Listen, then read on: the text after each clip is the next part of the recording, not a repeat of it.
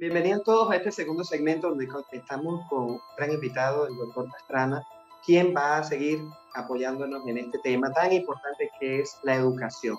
Doctor Pastrana, continuamos con el tema. Le doy la palabra a Selwyn, quien le tiene una pregunta muy importante. Sí, yo tenía que preguntarle algo, doctor Pastrana. Por ejemplo, en cuanto a lo que es la instrucción académica y a este conocimiento adquirido en épocas pasadas, por ejemplo, ¿cree usted que eran cuantiosos los objetivos aprendidos, eran cuantiosos los objetivos abordados en clase y son cuantiosos los objetivos que terminan siendo y los contenidos que terminan siendo internalizados por el estudiante en épocas pasadas en contraste con estas épocas? Por cuanto eso quiere decir que es abundante, que tenían mayor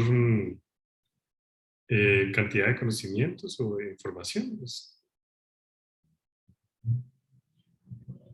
Ok, pero en comparación con ahora, yo muchas veces me comparo, yo en lo personal, Ujú. no sé si son complejos personales míos, pero yo me comparo con un profesional de épocas pasadas y yo creo que termino viéndome yo como al lado suyo como una persona minúscula o como un profesional por lo menos minúsculo delante de una persona que se haya formado en épocas pasadas.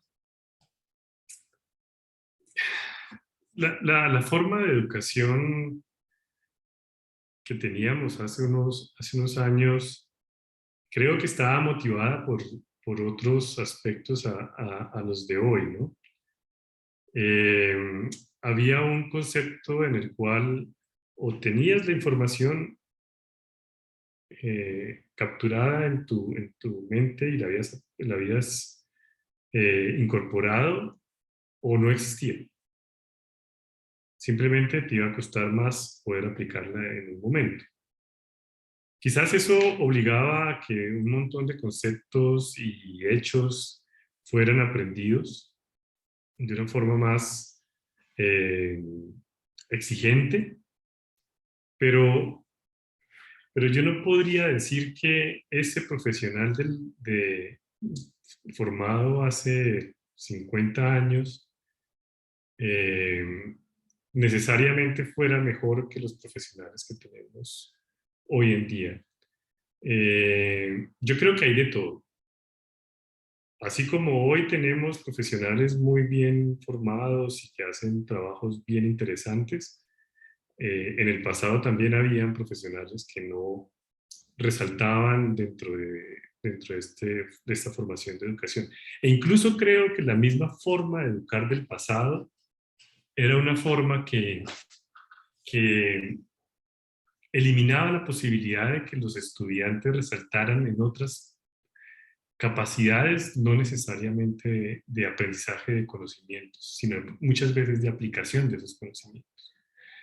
¿Sí? Te hacen los exámenes que pues, me hicieron a mí y mucho antes, eran exámenes cuya formación no se basaba en que usted pudiera aplicar esos conocimientos en el futuro, sino estaban muchas veces asociados al miedo, el temor de que voy a perder esto, me van a regañar en la casa, o incluso si vas más allá, la letra con sangre entra, era una frase pues mucho más fuerte y A el este, claro, castigo. respecto a los castigos, lo que eran los Exacto. castigos. Y en cuanto a la educación en la actualidad, yo creo que no resulta un poco más permisiva hacia el estudiante, porque yo considero que hay sistemas educativos donde incluso se le permite al estudiante decidir qué es lo que quiere, qué es lo que quiere ver, qué es lo que quiere estudiar, qué es lo que quiere que el profesor le transmita. Sí, pues digamos que sería un libertinaje educativo. El tema, yo creo que el centro de esa discusión está en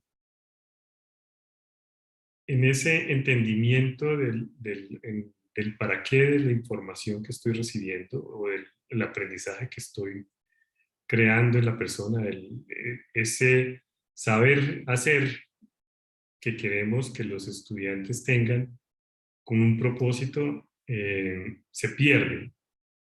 Muchas veces los estudiantes solo estudian porque les toca, ¿no? Porque si no tengo el cartón de secundaria, entonces no puedo ir a la universidad. Si no puedo ir a la universidad, entonces no tendré una profesión. Si no tengo una profesión, no tendré un empleo. Es básicamente la idea. Y si no tengo una formación técnica, si no tengo... Entonces, ese porque me toca, muchas veces también está en el docente, porque me toca enseñar esto.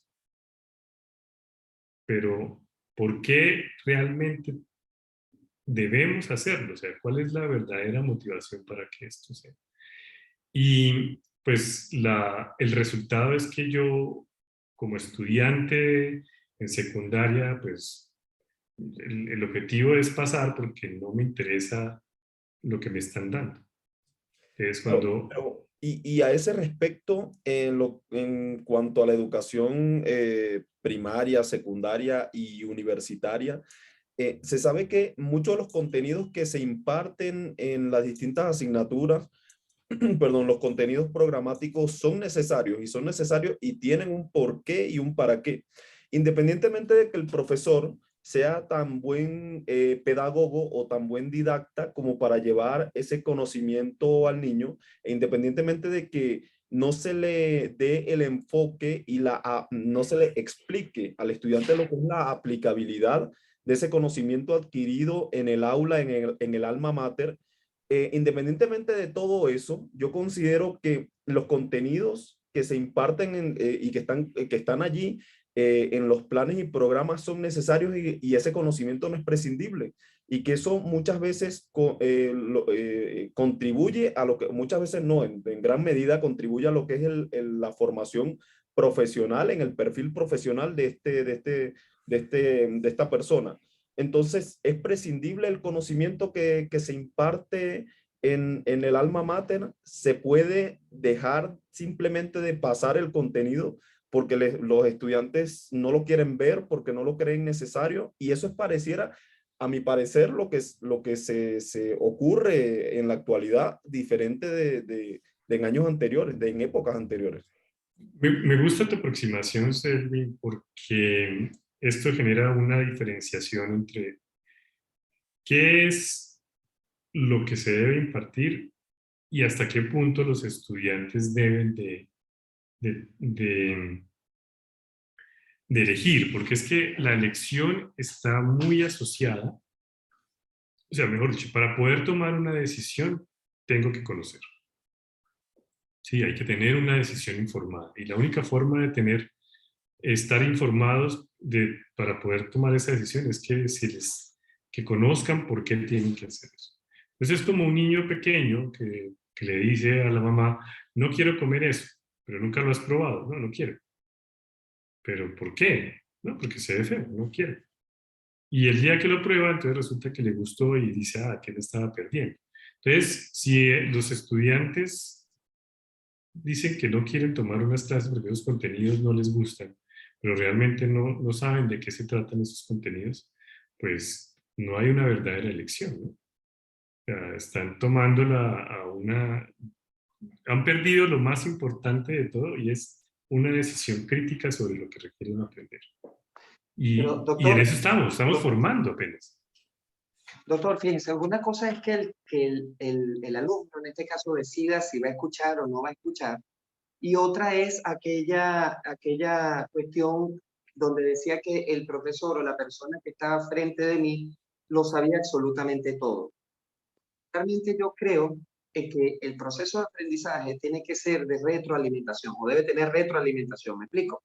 Debe tener eso que complemente, porque aunque parezca mentira, hay alumnos que manejan a veces muchísimo más conocimiento sobre temas específicos que el mismo profesor, precisamente por esta apertura de la tecnología y todo esto. Le hacía esa pregunta o ese comentario porque, o sea, es tratar de diferenciar eso. O sea, no es que el Claro. alumno decida, porque obviamente es usted la autoridad, ¿no? Que es quien maneja el tema. Pero ¿qué ocurre si, o no sé, se lo plantearía así, porque hay veces que el alumno, pues, puede ser que maneje el conocimiento y se utilice como una retroalimentación y así pueda funcionar un sistema, ¿no? Claro, pero es que creo que una de las razones de tomar la decisión de que solo se dan las clases y los temas que el estudiante quiere es una forma facilista de alimentar cognitivamente a una persona. Sí, es como, solo estoy usando analogías de alimentación, pero solo quieres comer pasta, pues como solo quieres comer pasta, pues soy pasta. ¿Ya? Y no te expongo a otro tipo de información. Entonces, creo que has dicho una cosa muy importante. Yo no creo en el autoritarismo. Para mí, la forma, creo que todos aprenden y todos construyen en conjunto. El, el docente aprende a ser docente en la medida en que escucha a sus estudiantes y ve de qué forma los estudiantes son más receptivos y aprende. O sea, todos estamos en formación. En la medida en que, por ejemplo, Selwyn está en formación en su interés por tener webinars interesantes en los cracks del entretenimiento, y aquí estamos aprendiendo. Y yo, en la medida en que los escucho a ustedes, también aprendo y veo otras perspectivas. Y eso es lo que no se nos puede olvidar.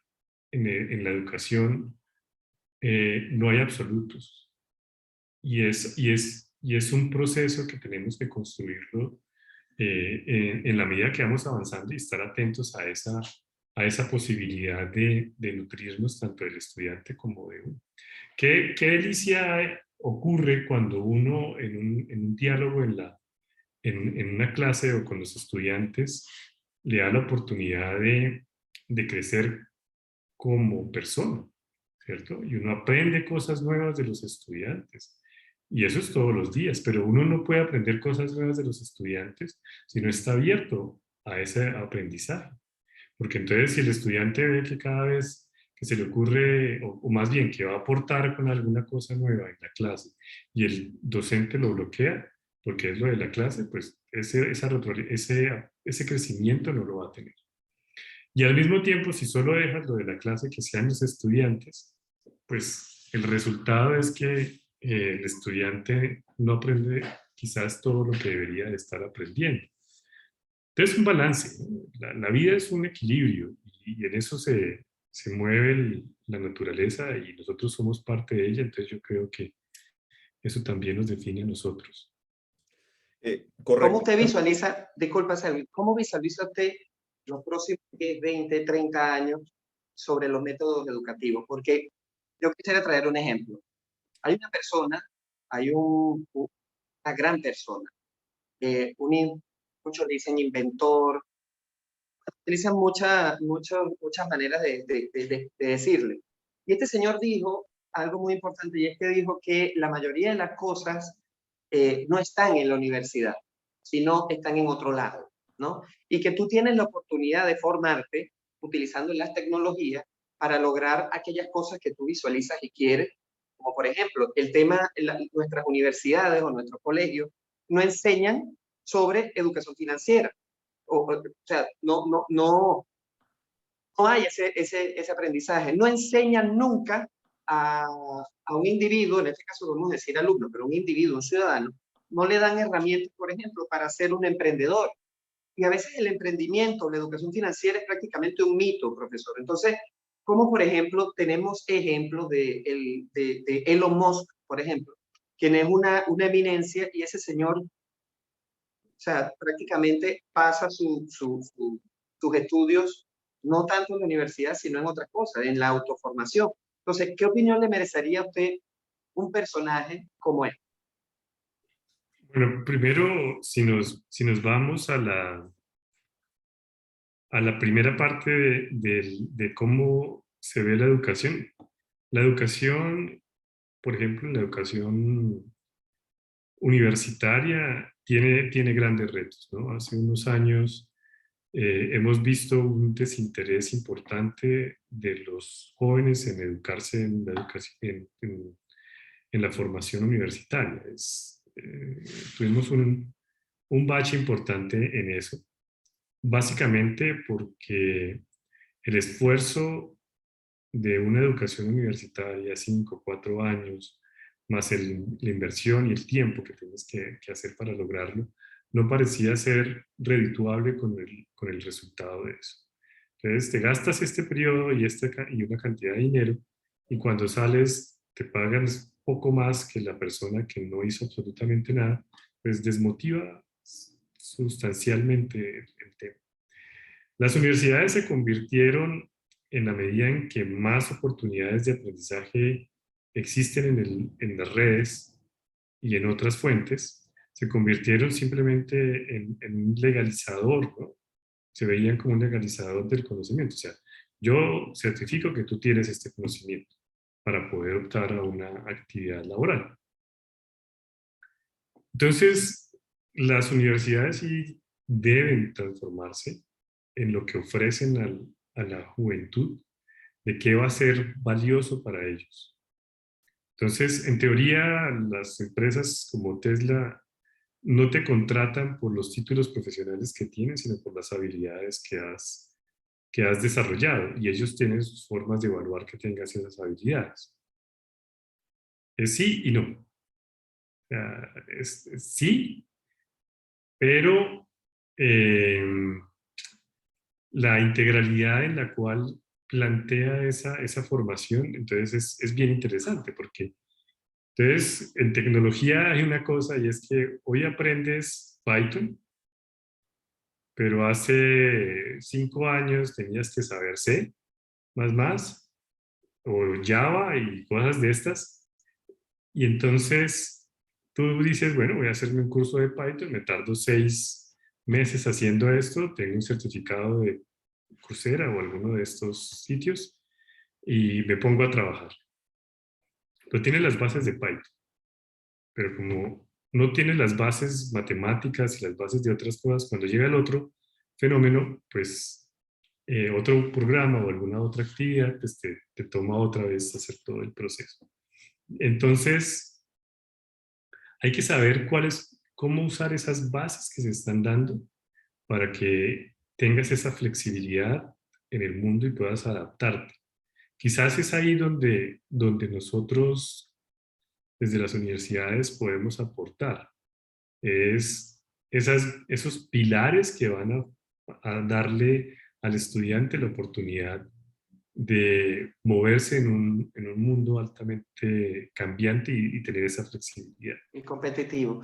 Fíjese, doctor Pastrana, o sea que prácticamente usted podría decir que, citando ejemplos, ya que estamos hablando de tecnología, yo por ejemplo veo que los teléfonos han ido evolucionando y todos utilizan actualizaciones de software. Los aparatos siempre, continuamente reciben actualizaciones de software precisamente para brindar una mayor seguridad, entre otras cosas. ¿Considera usted entonces que nuestros modelos educativos necesitan una actualización de software? Todo el tiempo. Todo el tiempo. ¿Y por qué cree usted que no ha ocurrido en más de 120 años? ¿Por qué? O sea, ¿qué pasa? De hecho, los programas educativos pareciera que siempre están constantemente Sí, actualizando sus pensas de estudio y todo eso, pero yo me enfocaría, y disculpa que te interrumpa, Carlos, hacia otro adelante, punto. adelante, estamos Y en hacia, democracia. y hacia acá quería llevar la conversación precisamente. Adelante. ¿Cree usted que existe cierto grado de adoctrinamiento por parte del Estado hacia los niños, hacia los estudiantes en general? ¿Cuál debe ser el rol del Estado en lo que respecta a educación? ¿Debe el Estado meter, como quien dice, su cuchara en los temas educativos?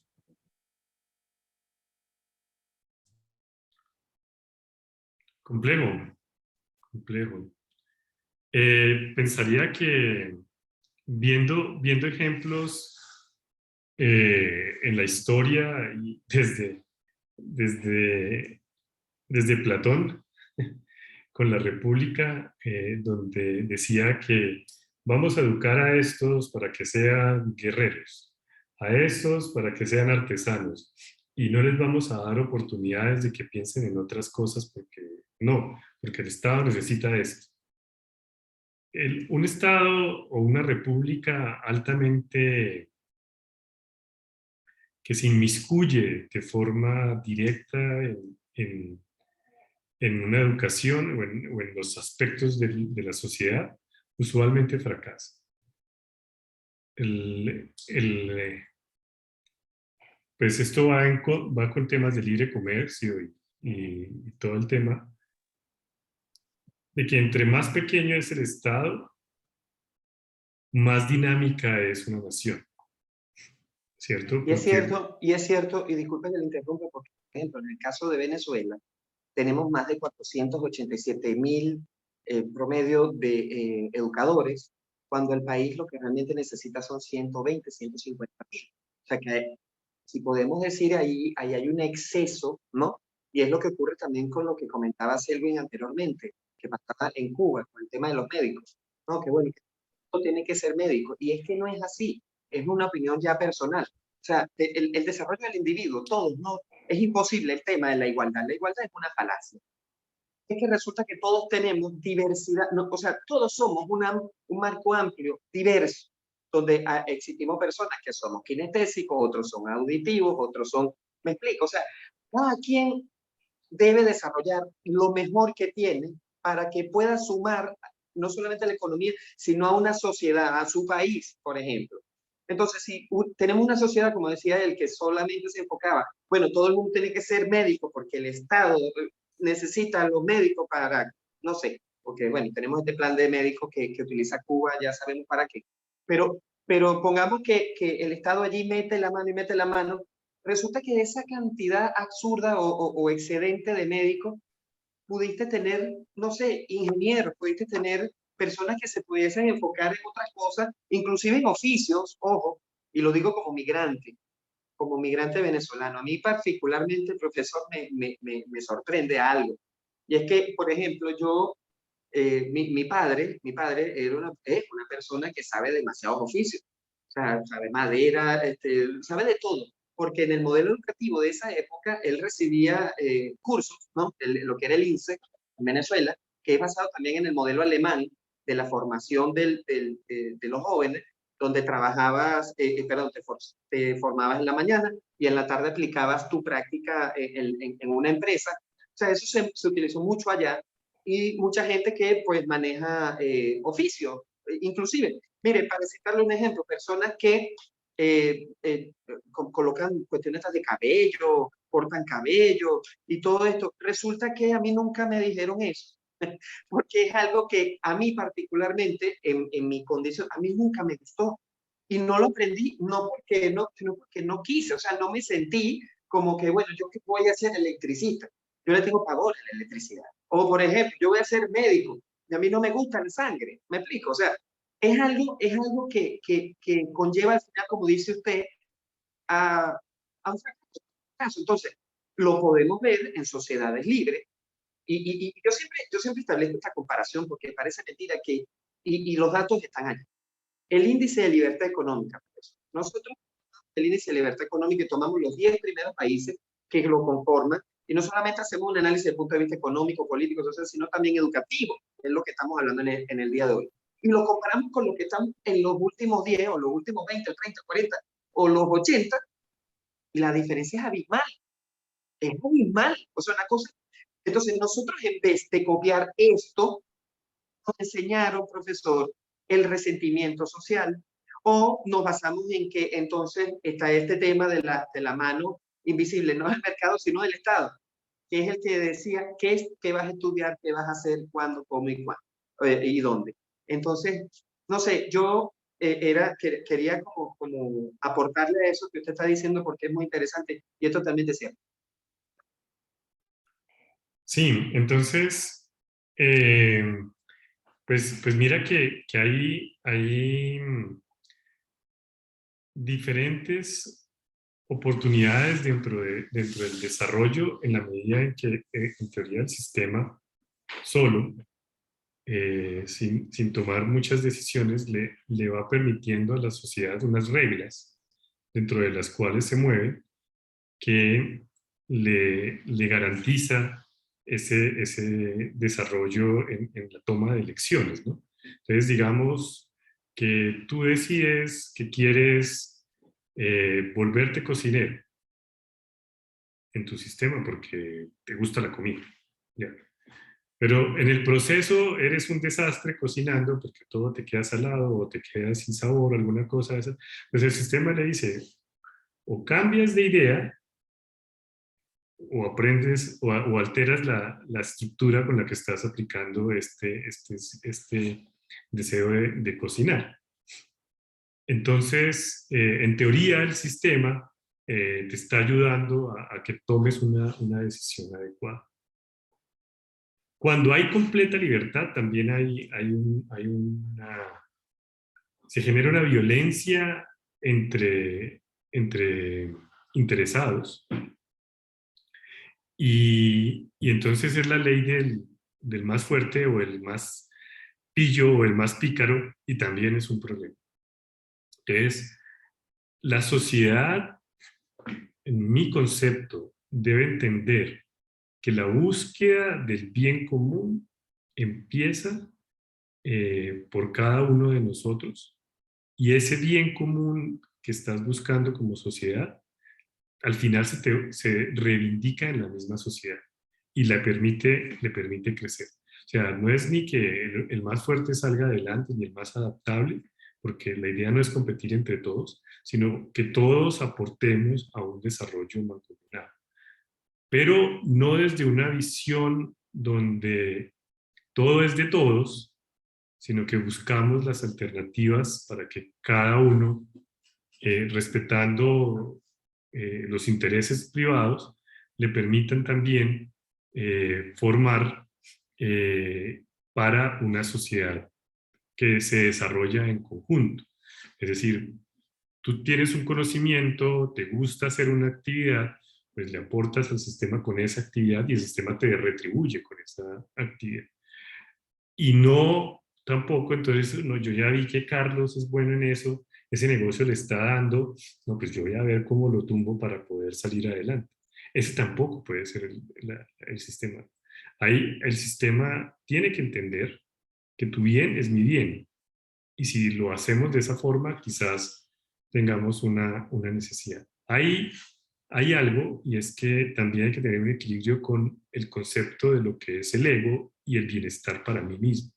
Eso es una situación inherente como ser vivo, de hecho, de que yo tengo que buscar mi bienestar, porque en el momento en el cual yo no respeto mi bienestar para sacrificarme por la sociedad, pues también estoy fallando, porque entonces, si todos pensamos de esa forma, pues entonces hay muchos humanos y poca comida, pues bueno, me muero, pero que otros humanos puedan vivir, y si todos se mueren, pues no funciona. Entonces, yo no creo que haya un absoluto en un sistema que nos brinde la solución, pero quizás sí una motivación dentro de la sociedad en la búsqueda del bien común. Ahí es donde quizás tengamos esa necesidad. Porque uno diría, bien, una sociedad donde todo el mundo piensa en todos y hay más o menos un equilibrio y todos tienen más o menos los mismos ingresos y tienen las mismas características, también se pierde la identidad del ser. Bueno, doctor, y ya para finalizar, quisiera hacerle un par de preguntas ya un poco más concluyentes. Cuando usted ve que un Estado interviene en la realización, en la formulación de lo que son los planes y programas, ¿para qué usted cree que el Estado realiza ese tipo de modificaciones y no permite que sea la propia academia quien realice los cambios pertinentes a su currícula? Pues yo pensaría que la necesidad es algún grado de uniformidad, de que no se salga de ciertos parámetros. O sea, yo te doy cierta libertad, pero tampoco quiero que en un mes tengas un doctorado, pero tampoco quiero que nunca lo tengas. O sea, necesitas un balance sobre el cual moverte para ofrecerle un estándar a la sociedad. Entonces, de alguna forma te garantizo lo que sabe. Pero pareciera que algunas veces se trata de imponer algún tipo de sistema político formando a los estudiantes desde allí, desde el alma mater, ¿o no? Bueno, ya va, quiero agregar, profesor, que eso que está comentando Selvin también se ha visto durante muchos años, y es el tema de, en las universidades, sobre todo, se ve ese adoctrinamiento, por así decirlo, de políticas marxistas, por ejemplo, donde vemos grupos que inyectaron ese germen, ¿no? A muchos estudiantes y que luego, después, o sea, durante todo este tiempo lo vimos, que fue prácticamente esa llamada batalla cultural, donde prácticamente puedo decir que la izquierda pues ha hecho un trabajo muy bueno, el mal, porque en realidad en todos estos años, cuando hacemos una evaluación con datos, ¿no? Ha sido un desastre, ¿no? Ha sido un desastre todas esas políticas que ellos han planteado y que no representan en realidad ni progreso, ni libertad, mucho menos libertad, ni nada de lo que ellos al principio lo montan como algo muy romántico. Que utilizan mucho la inocencia de cuando uno es joven, no estoy diciendo porque aquí estamos tres jóvenes, ¿no? Pero digo cuando somos más jóvenes, ese idealismo, ese romanticismo, esas ideas de que del buenismo. Y entonces comienzan a salir porque tú los escuchas y entonces comienzan a ser los opinólogos, que son lo que vemos actualmente, que es lo que yo digo, lo que terminan en ólogo todo. Por ejemplo, si hablamos de Ucrania, entonces conseguimos a ucraniólogos. Si hablamos no sé, de Colombia, entonces estamos los colombianólogos. Y así. Entonces, cuando tú los escuchas y tú dices, bueno, vamos a ver cuál es el, el, el trasfondo de esto, es que han sido transculturizados durante todo ese tiempo y manejan conceptos que, bueno, ya después, posteriormente, Selvin, tenemos preparado un programa sobre este tema y a la cual invito a todos aquellos que nos están escuchando, que se va a tratar sobre la dialéctica que utiliza este tipo de personas para poder llegar en esa llamada batalla cultural a los jóvenes, quienes actualmente pues presentan ese supuesto amor, ¿no? Hacia una política que no ha funcionado en ninguna parte del mundo. Entonces sí hay adoctrinamiento, podría decirlo, una opinión muy personal. ¿Y el doctor Pastrana qué piensa del adoctrinamiento? En 2 minutos, doctor. Adoctrinamiento, yo creo que la situación está en la necesidad que tienen eh, de considerar que existe una verdad, ¿no? Los puntos y decir que existe una verdad absoluta es difícil, porque muy seguramente alguien está tratando de adoctrinar hacia la derecha, por decirlo de alguna forma, en algunos países, y esta está siendo vista como que es el colmo. Pero del otro lado, pues tenemos la otra situación. Entonces, ¿qué es lo que realmente tenemos que tomar de cada una de ellas? Y yo creo que una de las dificultades más grandes es enseñarle a las personas que una sola perspectiva de una situación es la única respuesta que existe, o es la única verdad. Eh, las perspectivas hay que verlas y hay que considerar desde dónde se están viendo y para qué se están viendo. Y si hay una cosa que le encanta a los sistemas de gobierno, es tergiversar todo lo que ocurre para poder demostrar lo que ellos quieren. Bueno, Entonces, ahí es donde viene el elemento crítico que tú estás diciendo. Dudar de esa imagen que te están vendiendo y considerar cómo lo ve el otro. Ponerse en el zapato del otro es importante. Pero hay veces obtuso, ¿no? Solo quiero llegar a un punto. Le damos una invitación a que nos sigan sintonizando. Le doy las gracias al doctor Pastrana por haber estado con nosotros. Bueno, a ustedes muchas gracias. Espero que les guste. Comentarios aquí y suscríbete allí. Sí, sí, por favor, todos siguiendo y seleccionando la campanita porque se van a venir muchos más videos sobre educación, política, economía y muchísimos temas. Los estamos leyendo para que, bueno, también puedan plantear los temas que quieran que nosotros tratemos y con mucho gusto aquí les vamos a complacer. Que tengan todos muy buenas.